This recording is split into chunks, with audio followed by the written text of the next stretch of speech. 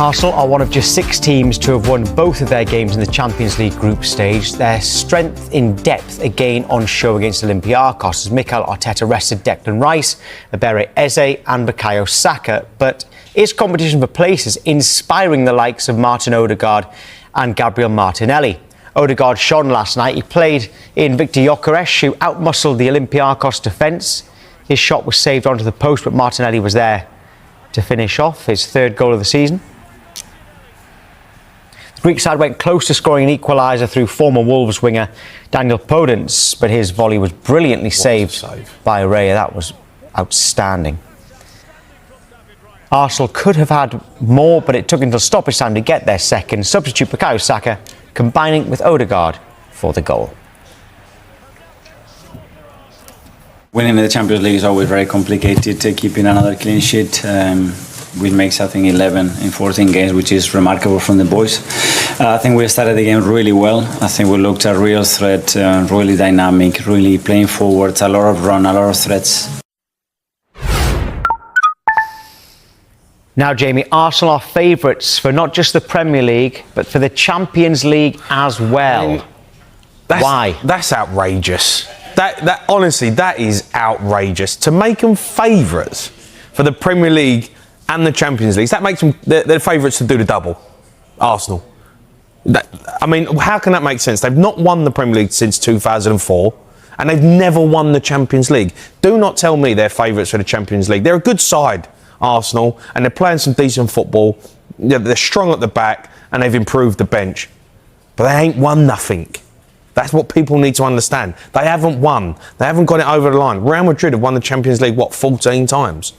Don't tell me Arsenal are the favourites because they look like they've got a good team. Living in cuckoo land. And the Premier League, they've won it since 2004. Surely your gripe isn't with Arsenal fans, though. It's with the odds, because these are the bookies' favourites. Arsenal didn't make themselves. Well, by the way, there's a fan called Graham, a Liverpool fan, says he believes that if Odegaard stays fit and has a solid season, Arsenal win the league.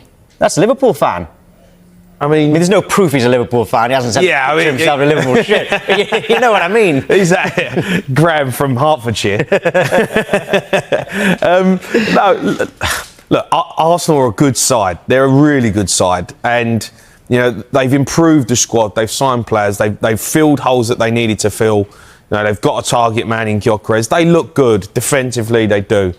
But when it comes to the crunch, when it comes to the business end of the season, the championship rounds, I don't see them winning because I've watched them enough over the last 5 or 6 seasons with Arteta in charge. They crumble.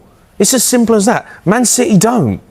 Man City, when they're fighting it out, when they've won the Premier League 4 years on the bounce, they know how to win. They keep winning when it matters. Liverpool done the same. Arsenal don't. So how can you make them favourites because they've got a decent squad? Come on, do me a favour. Jamie Ho, 26 minutes in before we had our first do me a favour. In terms of the strength and depth you're talking about, because by the way, we're going to be talking about David Raya in the next hour, asking if he is the best goalkeeper in the Premier League right now. That's a poll on our X account, so you can go and vote on that right now. We'll discuss it in the next hour. But in terms of players like Eze coming in, Madueke coming in, has that got the best out of Martinelli and Odegaard and others? What's it like if someone comes in your position? Yeah, you've got to up your game. Simple as. You know, you can't... You've got to improve every season, and you know top football clubs will always look to invest in decent players, and you know the players have to be better. I thought Martinelli was probably a bit poor from the standard that I think he's at last season. And he's up that this season. He's shown that he's got his sort of fire back in his belly. Odegaard as well was again I didn't think was great last season, but he looks good. He's a top player.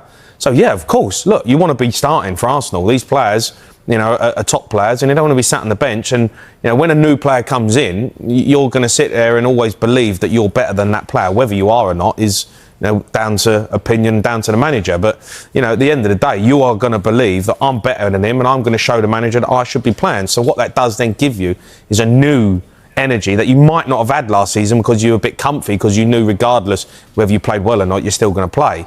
But now they can't have that because Arsenal have got a good squad of players, and if you don't perform, you'll be out of the team. Are you seeing signs now that Arsenal are getting used to having an out-and-out number 9 in Gyökeres? Yeah.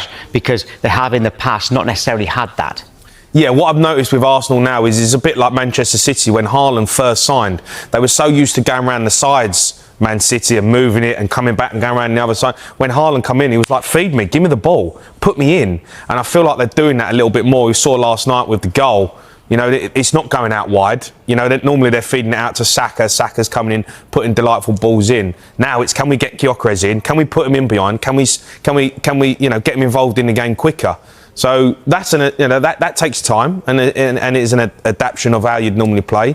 But he has definitely been, a threat for them, and I can only see him getting better. A message from Wayne there says, winning nothing isn't a factor. Jamie says, everyone has to start somewhere. Winning helps confidence, but nothing more. Is the fact that they do get close, do you start thinking, well, eventually they've got to get over the line, and that could be now? Yeah, it could be. I'm not saying that they can't. You're saying they shouldn't be favourites? But they're not favourites. Arsenal are a good side, but winning's everything. Yeah, and getting it over the line when it matters is everything. That's why Liverpool have got all these trophies. That's why Manchester City have dominated with Pep Guardiola, because when it matters, they win. Arsenal are a really good side, and they look easy on the eye. Defensively, they're great. But they ain't won nothing. They didn't win nothing last season. How can you be favourites if you don't win nothing? He's got all the license in the world to go forward, Martin, and to play with that freedom and to play with that level of threat, especially, not only with the passes, but the way he was taking the ball, carrying the ball, making runs, and arriving in really dangerous areas. I think he put 3 people through today to score a goal. He should have scored a goal as well. So great to have him back. He played some very good minutes in Newcastle to help us to win the game, and I think today he was phenomenal. And he has my total freedom from my side to do and to explore and to take risks. Jamie O'Hara's with us until midday. Martin Odegaard, people have said he's been quite quiet in the early part of the season. Is that just because his standards are so high? Yeah, you expect a lot from him because he's a brilliant young player, incredible ability, and he unlocks defences. So when he's not, creating chances all the time, people start getting on his back. I think last season he dropped off the pace, but I think there was reasons behind that. He played a lot of football. He had picked up some injuries.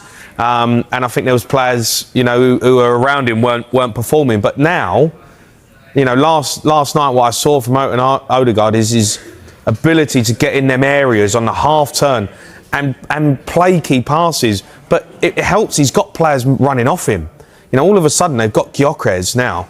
Last season they had Havertz, and he wasn't that player who'd really run off you. He'd done all right, but now you've got players who are going to run off you. It's a number 10's dream. If you've got Martinelli on that side who's going to make runs in behind, you've got Gyökeres who's going to make runs in behind. Saka who likes to get in behind. I mean, what a dream it is for him. Odegaard, get in a pocket, game opens up, and I've got players who I can feed 24/7. And you saw last night with a goal, he plays a pass which last season I don't think they had. I don't think they had that pass last season because they didn't have the player up there who was willing to make that run. Now they have got that player. So, look, they look the real deal. And Odegaard, for me, is, he's a top player. And Martinelli always had competition from Trossard, but now Eze can play out there. Madueke can play there when he's fit as well. And is that bringing the best out of him? Yeah, Martinelli's had to up his game. I think Martinelli's a brilliant player. And I was surprised how poor he got last season. And the Arsenal fans were not happy with the way he was playing. Sometimes you need a kick up the backside. Another player comes in and who actually I don't think Trossard's is better than Martinelli. So I think in his head he still believed that he was number one. But with Eze coming in and Madueke, there is competition for places, and Martinelli's had to up his game. He's had to find that fire in his belly to go again and improve. And he's showing, this season that he is a top player. And someone else who's been a top player is David Raya. Brilliant last night. Yeah. And we're asking on the Sky Sports News X account, who is the best goalkeeper in the Premier League right now? Now, we've got Raya in there. We've got Donnarumma and Alisson in there. We added Pickford as well, but there was talk of Dean Henderson getting in there. They're the 4 that we went for. Alisson number 1 at the moment. Yeah. What do you think of those results? Yeah, I think they're pretty fair. That's probably where I would go right now. The reason being Alisson's been the number 1 goalie for so made years. 1-on-1 this season. He's had, I think I remember 3 or 4 already. He's had 1-on-1 Alisson and has made the save. Donnarumma's won the Champions League. He comes in as a top player. He's a world-class keeper. I think Raya's better with his feet than Donnarumma. but I think Donnarumma has done it in big moments. Look, the save Raya made last night against Pedence, what a save. It was, I watched that, I was watching the game live. It was an incredible save, and he is a brilliant keeper, Raya. And, people questioned when Ramsdale was there and you brought in Raya and you're asking the question, is he good enough? What was the point? Well, he's shown that Arteta definitely got that right, because he's definitely top 3 keeper in the league. Okay, absolutely brilliant, especially last night. Now, supporter Toby Parks joined us right now. And Toby, we're just talking about Martin Odegaard there and his place being under threat from Eberechi Eze, which, shows good squad depth, of course. But is it a good thing that Odegaard's place is, for the first time, under threat? Yeah, absolutely. I mean, that's something we talked about quite extensively on our Arsenal Editor podcast, but it's something that we talked about with actually a few players stepping out a little bit and having less pressure. I think Martin Odegaard struggled a bit last season. He had quite a long spell out, and then when he came back, he was expected, because of the thin squad that we had, he was needed every game. So he was exhausted, and it was kind of very obvious, maybe mentally, maybe physically. But he wasn't really at the races, and maybe he was feeling the pressure. And we were talking about an opportunity for him just to take a step out of the team and let somebody else have a go for a few games, just to sit on the bench, come on late in the game when we're already playing well, and the game's opened up a bit and you can play yourself back into form. And I think that's something he's really done. And with Eze coming in, Nwaneri playing a bit more centrally now as well, we've had that option. And it seems to be, ever since he's had his new haircut, he seems to be taking the world by storm. So it's good to have him back.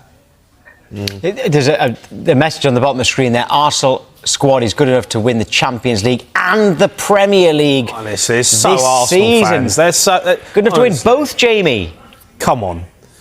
We're going to win it all, Jamie. Every trophy. We're going to win the quadruple. Stop it. Stop yourself. No. I don't think we really are favourites for both. I don't know who sets those, if it's bookies or what. It's look, I think we've got a great squad and a great opportunity, but I don't think you can be favourites as a club that's never won it, which I think is fair. And there are some amazing teams in there. City are looking good. Liverpool, I mean, obviously are incredible. They've won it before.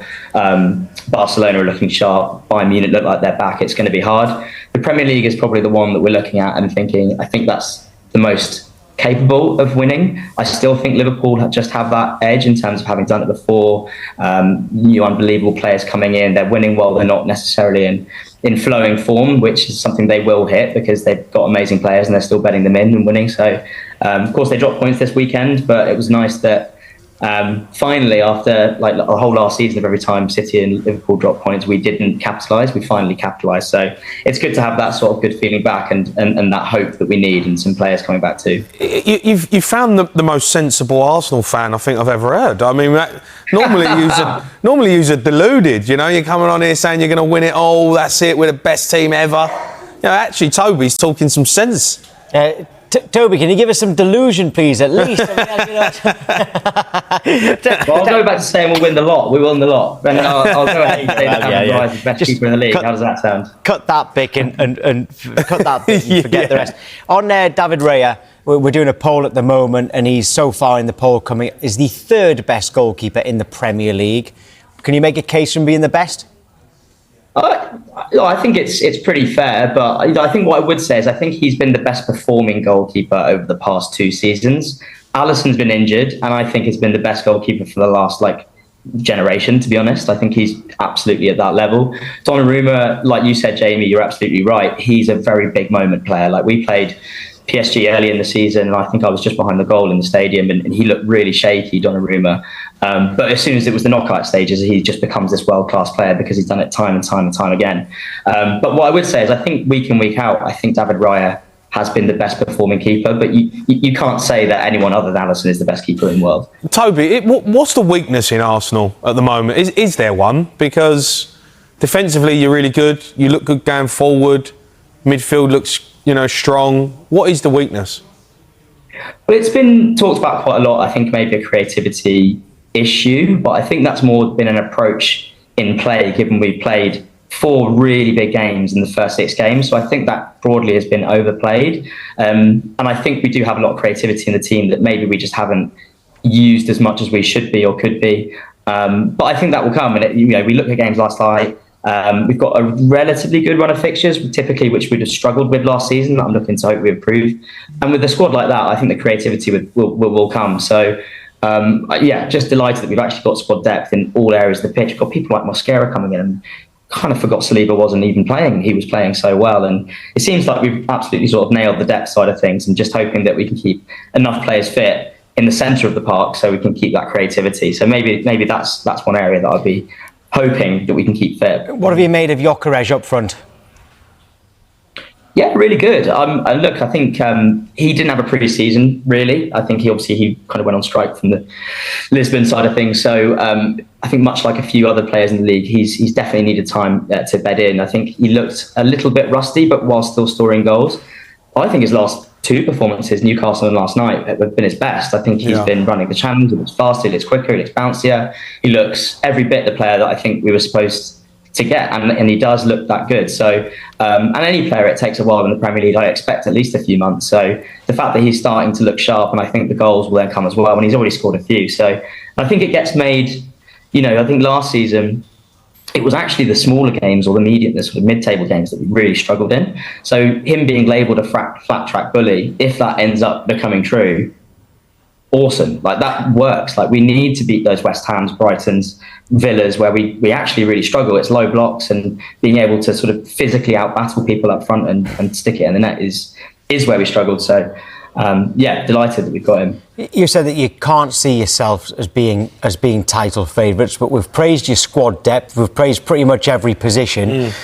So what is stopping you? Is it just purely because you think that Liverpool have won it before?